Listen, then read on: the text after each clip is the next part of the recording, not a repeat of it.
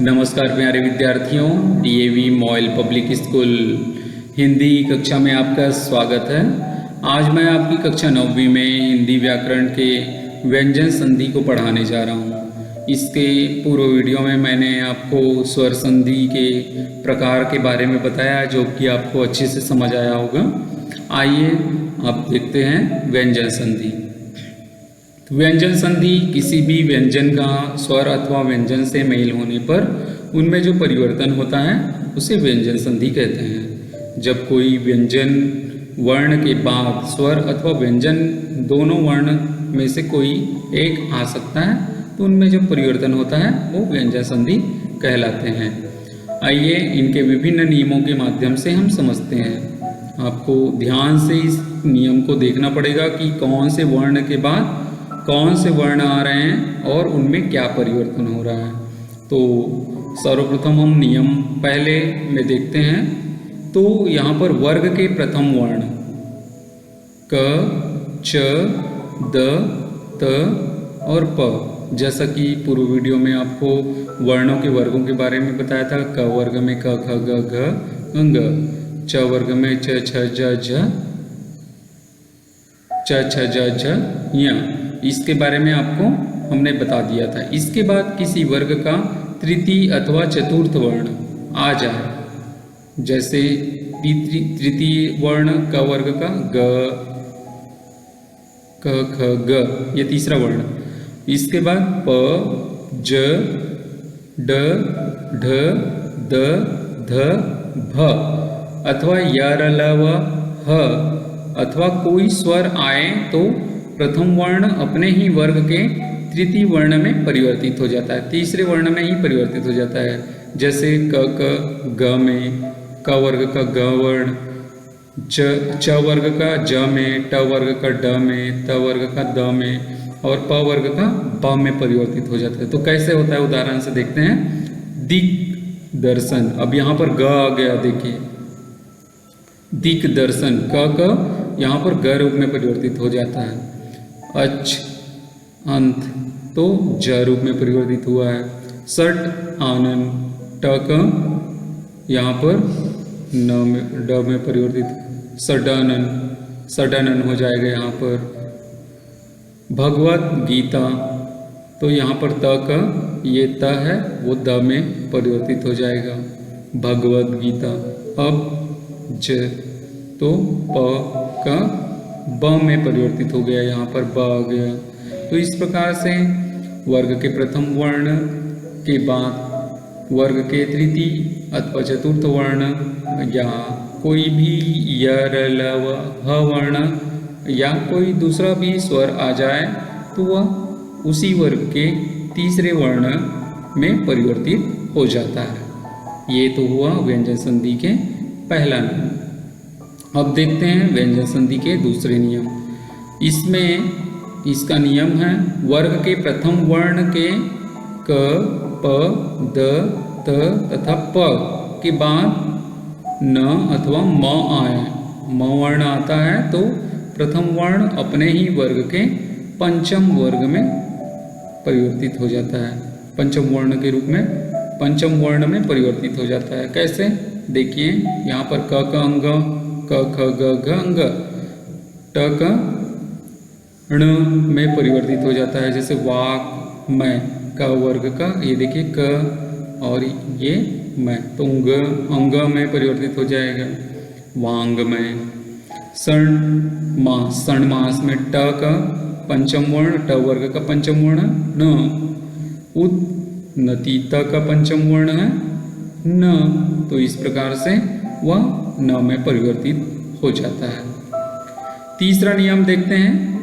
तीसरा नियम का नियम यह है कि जब त व्यंजन के साथ छ, छ आता है तो त का परिवर्तन च में हो जाता है।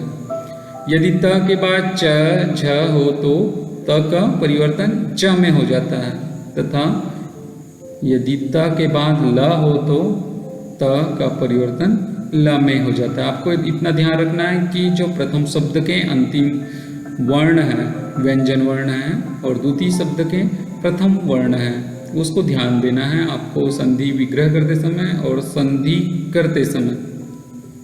तो सत चरित्र, सच्चरित्र त का च में परिवर्तित हो जाता है यहाँ पर, जैसे कि लिखा है सज्जन त का च में परिवर्तित हो गया। तल्लीन तत्धनलीन त का ल में परिवर्तित हो जाता है, त का ल में परिवर्तित हो जाता है। यह यहाँ पर देखिए त का ल में परिवर्तन होना ये तीसरा नियम के अंतर्गत आता है। अब देखते हैं चौथा नियम।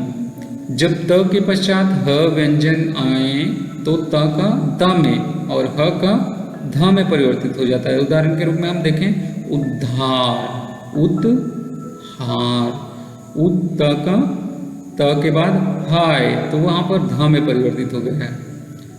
उद्धार, त के बाद ह आया तो यहाँ पर ध में परिवर्तन हो गया। इस प्रकार से ये व्यंजन संधि का चौथा नियम कहता है कि त के बाद ह व्यंजन आने पर त का द और ह का ध में परिवर्तित हो जाता है।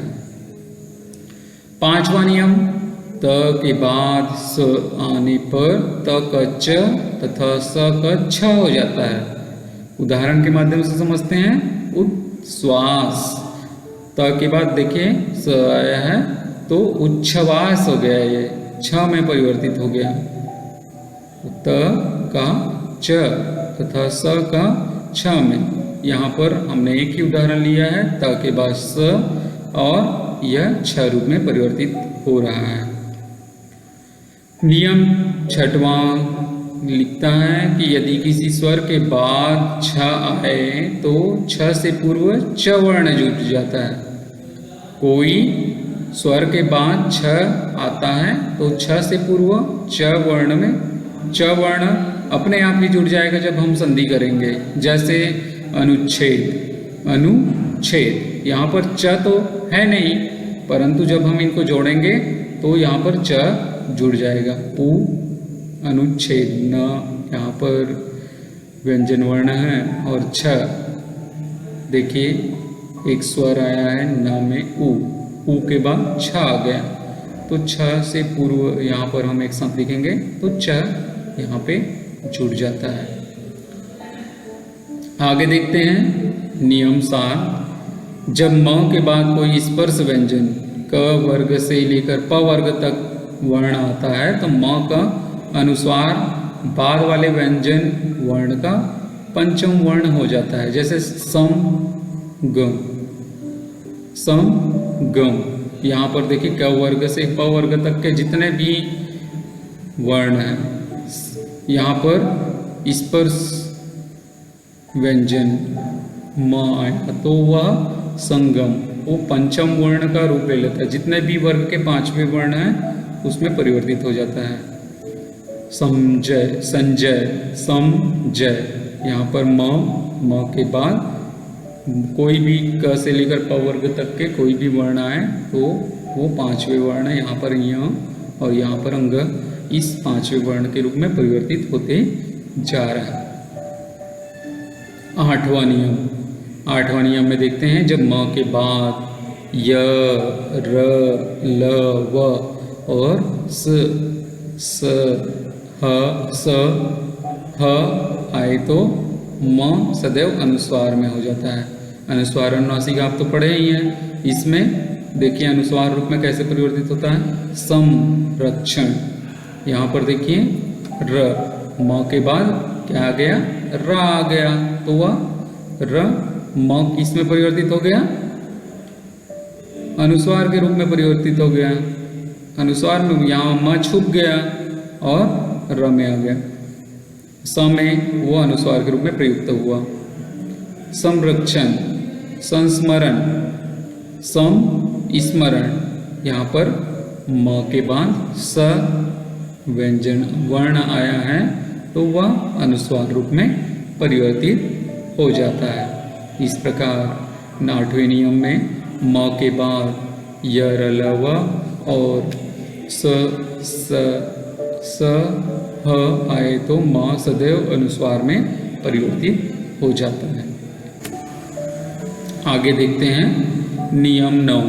म के पश्चात म आने पर द्वित्व म का प्रयोग किया जाता है। यहाँ पर अनुस्वार नहीं आता है।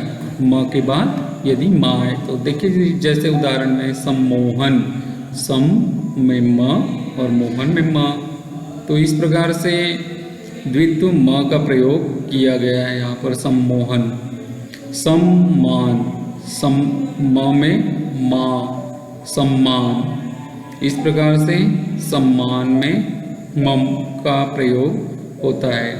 तो नियम 9 के अनुसार म के पश्चात म व्यंजन आए तो वह द्वित्व म का प्रयोग वहाँ पे हो जाता है। 10वां नियम देखते हैं। जब स से पहले अ, आ से भिन्न स्वर हो तो स का सम हो जाता है। जैसे विषम, तो वी और सम यहाँ पर बताया जा रहा है कि स से पहले, यहाँ जैसे इसके पहले कोई भिन्न स्वर आया, जैसे यहाँ पर देखिए वी ई स्वर आया है तो वह स में परिवर्तित हो जाता है। अभिषेक, अभिषेक, ई के बाद स के पहले ई आया है तो यह स का स में परिवर्तित हो जाता है। इस प्रकार से ये हुए व्यंजन संधि के 10 नियम।